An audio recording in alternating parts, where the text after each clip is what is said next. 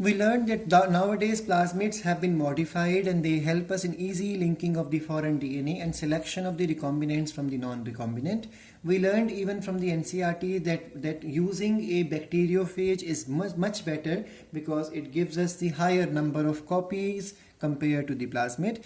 Then we discussed about the diagram of PBr322 as per the NCERT. We learned that PBr322 is the ideal plasmid vector synthesized in 1977 by Bolivar and Rodriguez, and it is called, that's why, as PBR, plasmid Bolivar Rodriguez. Then 322 is this number distinguishes it from the other plasmids in the same laboratory. We learned that this plasmid was basically the E. coli plasmid, and E. coli naturally does not carry any antibiotic resistance gene.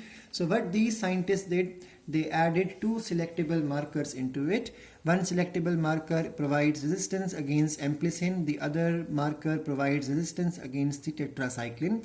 And the wonderful thing in these two selectable markers was that they both carried the restriction or the cutting sites for two different, that means 4 different enzymes.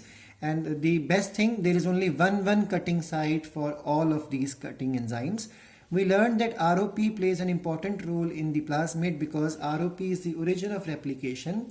And in prokaryotes, there is always a single origin of replication. In eukaryotes, there are more. And origin of replication is that sequence which is responsible for two functions: initiating replication and controlling the copy number. We learned that ROP also is there, which stands for, it codes for the proteins which are required for replication of plasmid. ROP stands for replication of plasmid. So this segment codes for those proteins which are required for replication of plasmid. And the selectable marker genes here are the amplicin resistance gene and tetracycline resistance gene. I gave you the extra information of all the cutting enzymes full names. This is not given in NCERT, neither does it come in the board exams also. Then we learned that there are certain features of the ideal cloning vectors. The first feature should be that it should be a very small one, because if it is big enough, it may break during the process of the purification. So first feature should be that it should be a small one, not more than 10 kilobases. And then the second property it should have is the origin of replication, the sequence from where replication starts and which controls the copy number also. So we learned that if somebody wants a higher copy number, then we should look for a vector which allow us to have higher copy numbers. Now the next property is selectable marker gene, the gene that helps in selecting the host cells which contain the vector and eliminating the non-transformant is called as a selectable marker. Transformation is a process in which a piece of DNA is introduced into the host organism.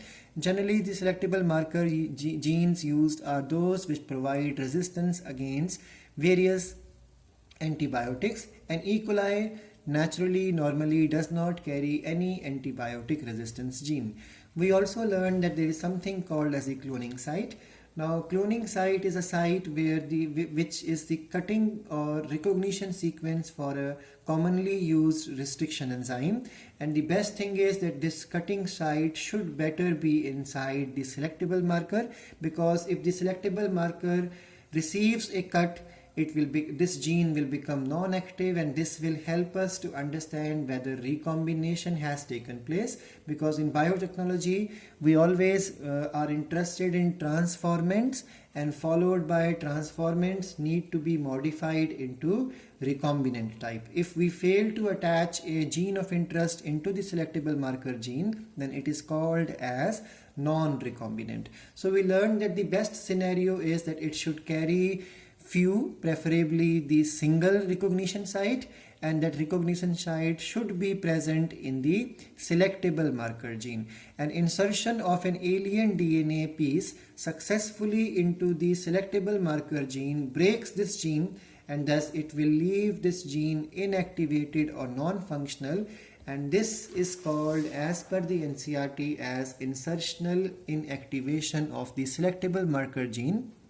Therefore, according to the PBR 322 concept, one gene help us, amplicin resistance gene in this concept is helping us to identify where are the transformants, and the inactivation of the other gene help us to understand that recombinants have been formed, because we have used BAMH first as per the NCRT, and BAMH first has cutting site or recognition site or cloning site present inside the tetracycline gene.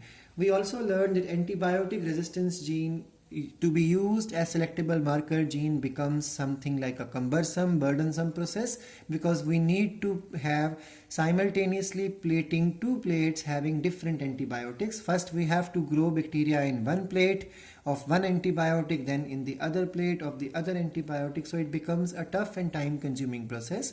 So now scientists have identified alternative selectable markers. For example, a gene called as the LAC-Z gene, which is present in the lac operant concept, which synthesizes an enzyme called as beta-galactosidase enzyme. This enzyme is able to produce blue color in the presence of chromogenic substrate. So if this gene becomes inactivated, the selectable marker gene, if it get introduced into the plasmid, you will call the plasmid as transformant. And if we successfully insert the gene of interest into this gene of producing color, so this gene will become inactivated and blue color production property would be gone, and such type of plasmid or bacteria would be called as the recombinant type.